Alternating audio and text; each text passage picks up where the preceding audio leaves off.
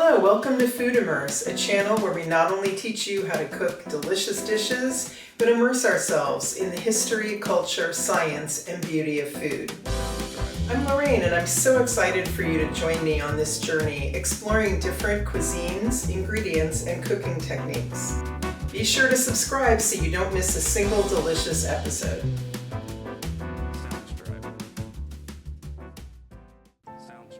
Pork tenderloin is an often overlooked cut of meat.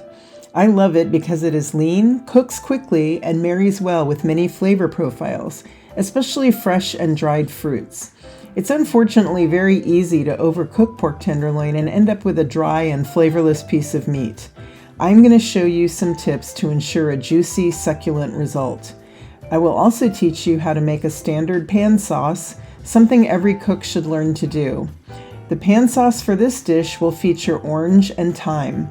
The apricot chutney goes well with the pork and can be made 3 to 4 days ahead and stored in the fridge. Any leftover chutney makes a delicious appetizer spread over cream cheese on crackers. Okay, let's get cooking. To make the apricot chutney, you will need 3/4 cup dried apricots, 1/2 cup raisins, regular or golden, 1½ cups water, 1 teaspoon grated orange zest, 1 teaspoon grated lime zest, 1 jalapeno chili, 1 medium red bell pepper, a 1/2 cup orange juice, 1 tablespoon fresh lime juice, and 1 cup of sugar. The only special equipment you'll need for the chutney is a microplane grater for the citrus zest. Please note though, the apricots and raisins will need to soak for several hours or overnight, so please plan accordingly. Several hours before making the chutney or the night before, put the raisins and apricots into a bowl and cover with the 1½ cups of water. Allow it to sit several hours or overnight.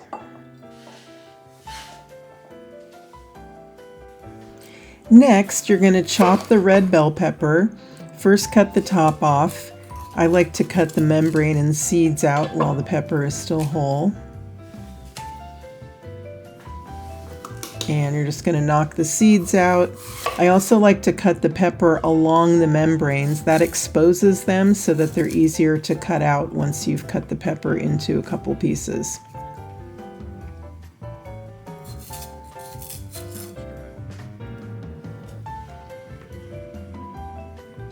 Again, I'm cutting out what's exposed, and then I'll cut this piece along the membrane so that I can cut that last piece of membrane out.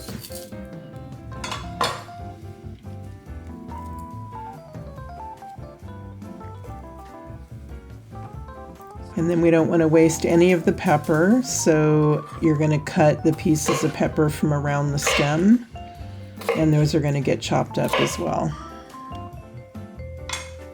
To dice the peppers, first cut them into strips and then turn and cut them crossways. They don't have to be particularly even. To mince the jalapeno, start by cutting off the stem end, then cut into quarters lengthwise.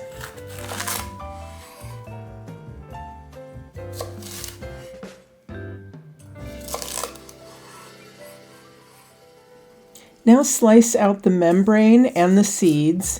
Most of the heat in a chili is in the seeds and membrane. If you like, you can add some seeds to the chutney if you'd like it to be hotter. Next, cut narrow strips lengthwise.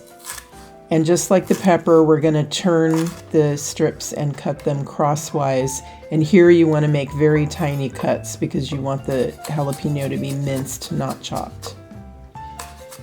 Be sure to wash your hands after cutting chilies, or you can wear gloves if you prefer. Add the minced jalapeno to the chopped red peppers.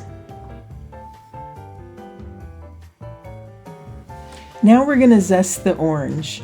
The proper way to zest is to hold the microplane grater sharp side down and then make long strokes across the top of the citrus.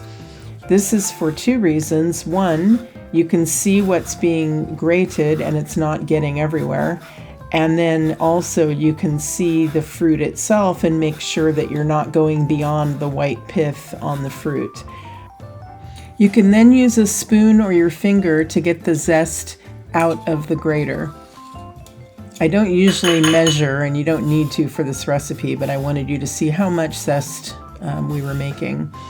Next, you're going to zest the lime in the same way. The underside of the microplane grater does not have blades, so it's safe to use your finger to get the zest out. To get more juice out of the lime, roll it with firm pressure to break the cell walls and produce more juice. When measuring juice, I like to squeeze it first into a small container and then measure it from there.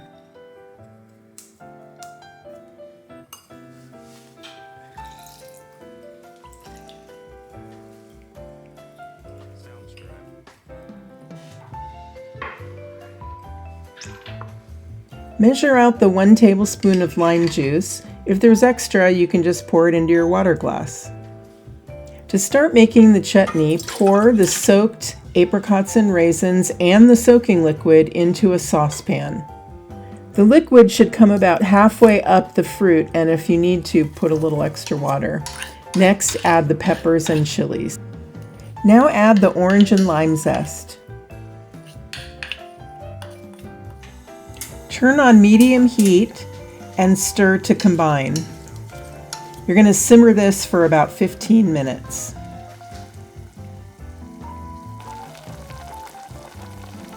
After simmering for 15 minutes, add the orange juice and the lime juice and stir that to combine.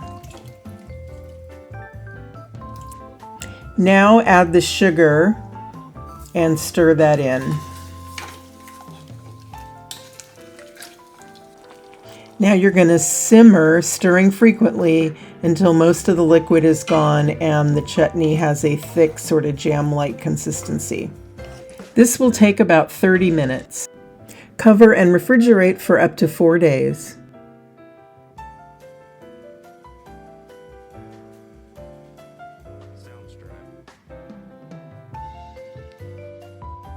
To make the roasted pork and pan sauce, you'll need 1 whole pork tenderloin. These commonly run about 1 to 1 1/4 pounds each. 1 tablespoon vegetable oil, 1 shallot, a 1/4 cup wine such as Sauvignon Blanc, Riesling, or Pinot, 1/4 cup chicken broth, 1 sprig fresh thyme, 2 tablespoons cold unsalted butter, 1½ teaspoons apple cider vinegar, a 1/2 teaspoon grated orange zest, and salt and freshly ground black pepper to taste. The only special equipment you will need is 1 10 to 12 inch oven-safe skillet. You do not want nonstick for this. It's important in making the pan sauce, which you'll see in the video, and you'll also need a meat thermometer. Before starting, you should let the pork tenderloin sit at room temperature for 30 minutes. This will allow for more even cooking. And you should also preheat the oven to 450 degrees Fahrenheit. First, we're going to trim any large fat pieces from the tenderloin. You do want to leave most of the fat though, since this is a lean cut.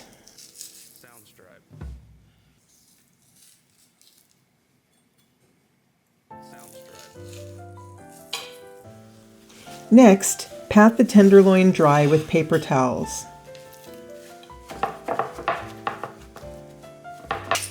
Salt and pepper both sides of the tenderloin. Heat your skillet over medium-high heat.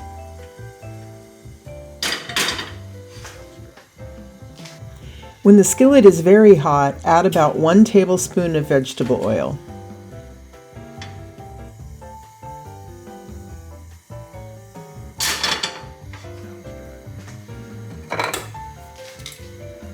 When the oil is very hot and rippling, add the pork tenderloin.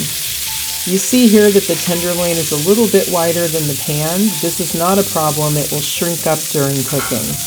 If you're cooking 2 pork tenderloins, you will need a larger pan. This is a 10-inch skillet, by the way. The goal here is to brown the tenderloin on all 4 sides. You need to leave it for a couple minutes on each side to get good browning. And don't forget to get the skinnier sides as well. You might have to hold it up as you're doing those last couple sides. If the meat is sticking to the pan, then you're pulling it up too soon. Once a side is browned, it will release easily from the skillet. Once all sides are browned, turn off the stove and put the entire skillet into the preheated 450-degree oven. Set a timer for 10 minutes. While the pork is cooking, let's prepare the pan sauce ingredients. Cut the end off and peel a shallot. If there are 2 stuck together, we're only going to need 1. We're going to cut the shallot into a tiny 1/8-inch dice, also called brunoise. To do this, make 2 or 3 horizontal cuts, keeping the root intact. Then make vertical 1/8-inch wide cuts across the top.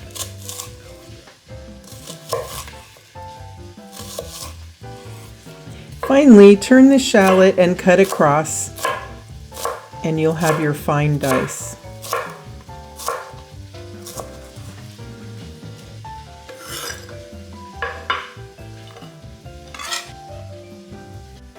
Next, zest about a 1/2 teaspoon from an orange, just like we did for the chutney. It's been 10 minutes and we're going to check the internal temperature of our pork. The target internal temperature is 145 to 150 degrees Fahrenheit, but due to carryover cooking, we want to remove it at 140 as the temperature will go up 5 to 10 degrees while resting.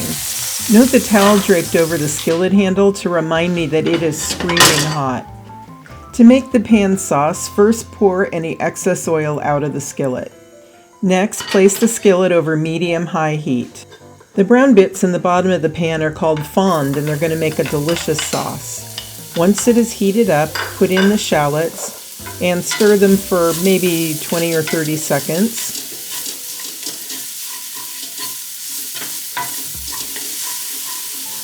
Next, add the wine and use a wooden spoon, a flat edge works best, to scrape the fond up from the bottom of the pan. You're going to be bringing the wine and shallots to a fast simmer.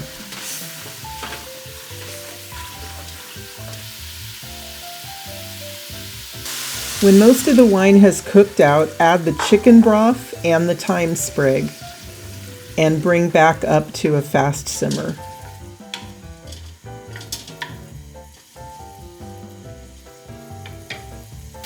When the sauce has reduced by half, turn off the heat. Next, add the cold butter.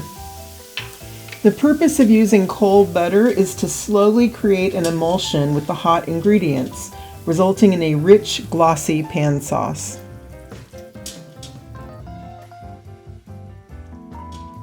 Stir constantly until the butter is completely melted into the sauce. Finally, add the orange zest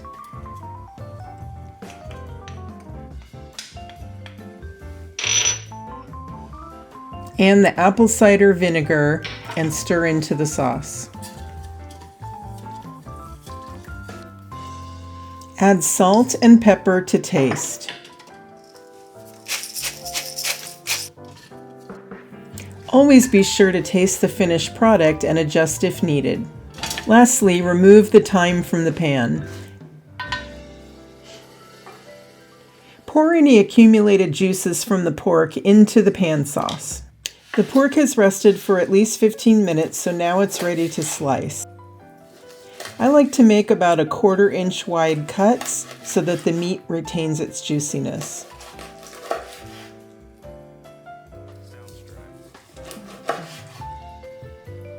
You can see the slices are pale pink, which means it's perfectly cooked.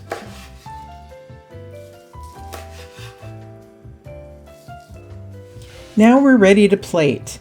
Pick up the pork slices and fan them out on a platter. You can also make individual plating if you like.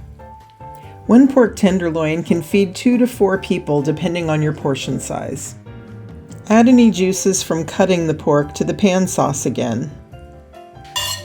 Next, spoon that delicious pan sauce right over the pork.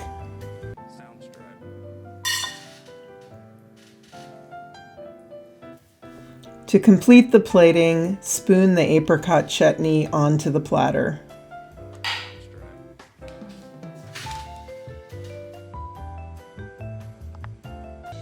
Thank you so much for joining Food Immerse and exploring different cuisines, ingredients, and cooking techniques. If you enjoyed this video, please hit like and subscribe so you don't miss a single delicious episode. If you make this dish, I would love to hear about it in the comments or shoot me an email. Until next time, cheers to good food.